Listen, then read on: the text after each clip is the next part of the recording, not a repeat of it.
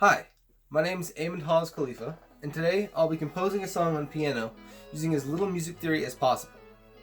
Now the reason that I'm making this tutorial is because when I was starting out, I was told by many people that I would need a lot of music theory, a lot of lessons, formality, and experience with it to be able to compose music on anything. And that really put a damper on my enjoyment in making music.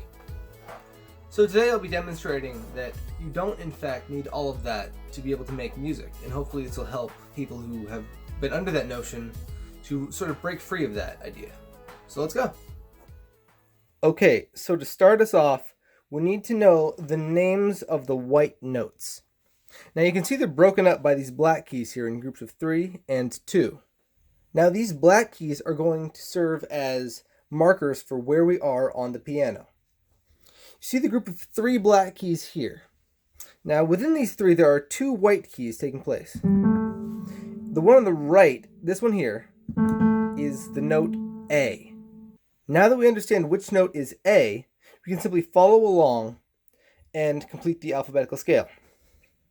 A, B, C, D, E, F, G, and then we're back to A again. Now that's almost everything to do with music theory that we'll need to know for this tutorial. We know the letters, and we'll know 2 more things that I'm going to mention right now. The letter C and the letter A, both those notes are very important to us because they're going to be the ones we start at. For this tutorial, we'll only work with the white keys. Now, to do this, we'll have to start with either C or A, and you'll see why in a moment. If we begin at C and press all the white notes upward,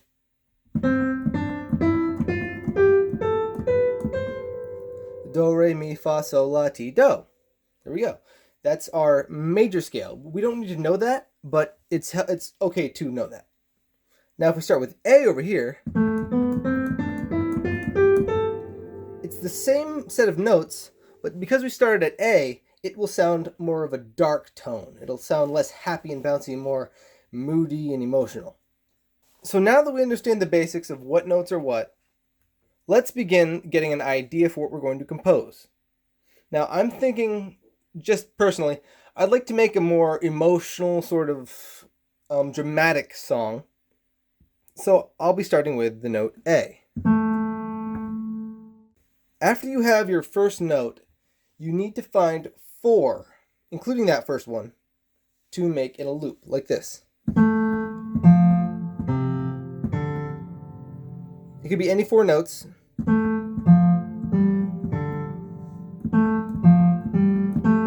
As long as there are 4 full notes and they each can loop over each other.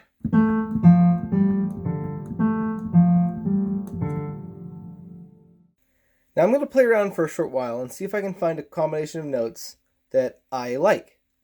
So let's see. We get A, maybe that's F, that's C, and that's G. So we can just go A, F, C, G. And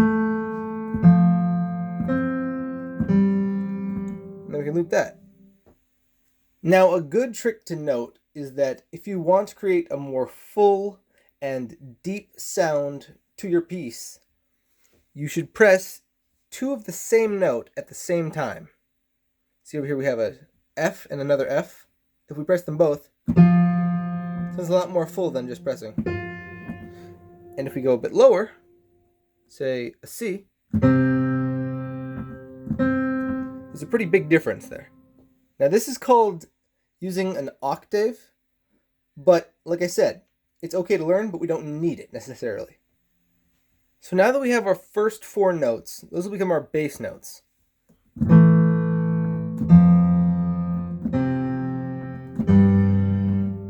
And this is where we start getting creative. We've got our bass, and now it's time to make our melody. Now, with our left hand playing the bass notes, which we already have here,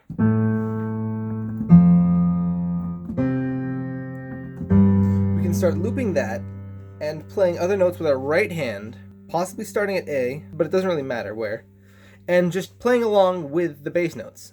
So we can play along now with our right hand and just see what sounds fitting.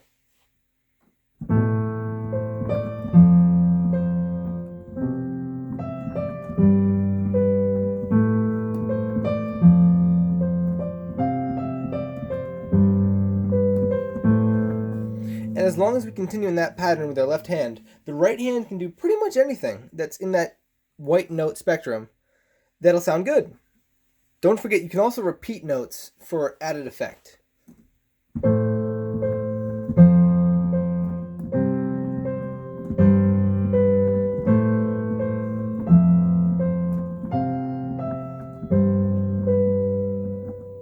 As long as you stay in the white notes, it should sound fine.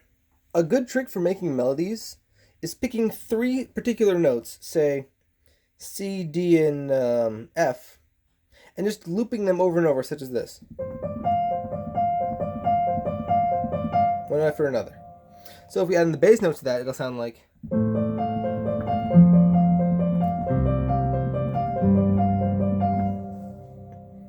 It doesn't have to sound like that, but it could add more creative flair to what you're composing. Okay, now I'm going to play around for a bit and find what I think would be a suitable melody for our bass notes.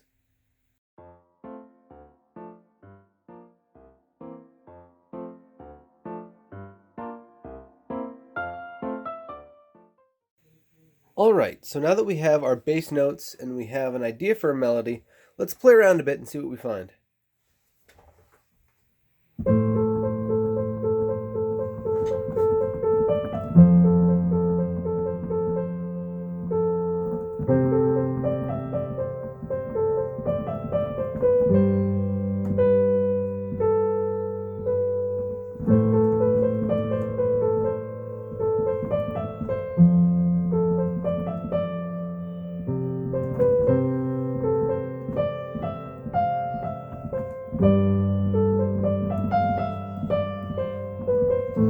So you see that we don't need to write it down in stone just yet, but improvising around those notes and that key will help us find a good idea for a song.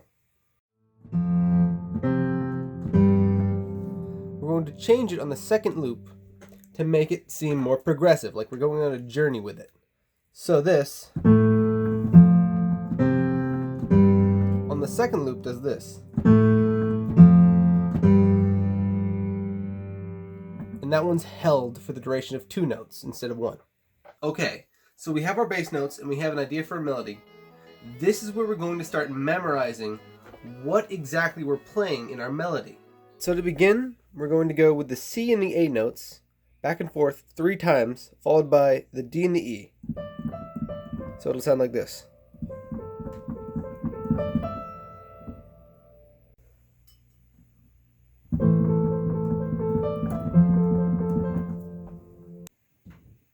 On the second pass of pressing the C and the A 3 times, instead of going to the D, E, D, I'm going E, F, E, C. So it'll sound like this. So together, now we have this.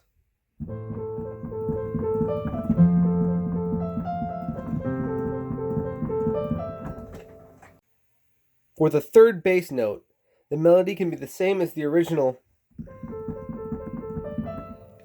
and then we have to change the fourth one to add a new note in.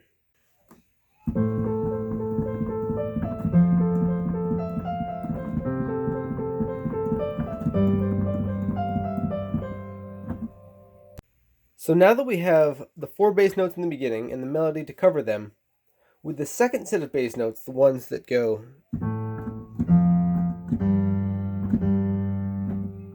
we need another set of melody to go along with that. Now, in order to do the last 4, we can simply recycle the first 2 bars as the 5th and 6th bars as follows.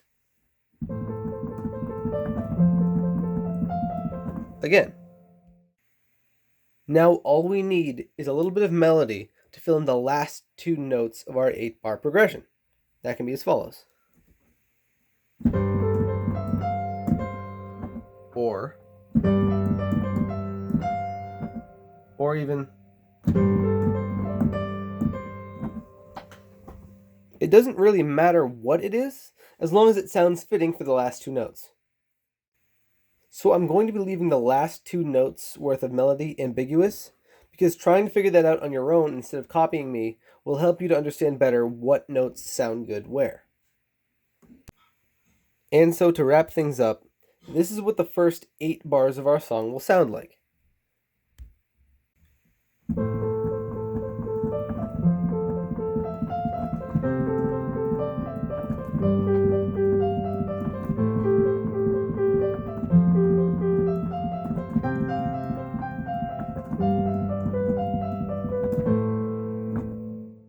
So that is a very basic outline for a song.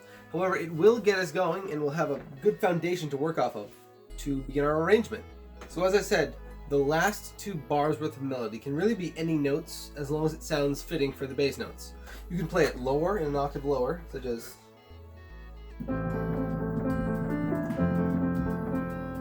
or higher.